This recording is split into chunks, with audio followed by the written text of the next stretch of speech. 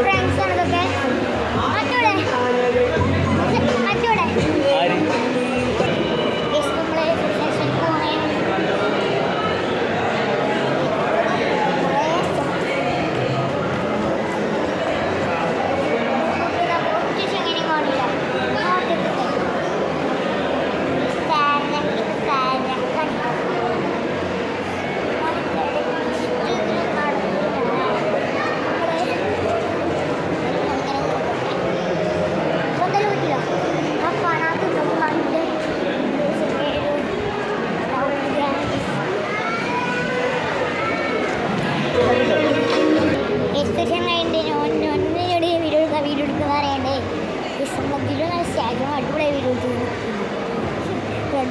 കൊടുക്കേണ്ടതുണ്ട്.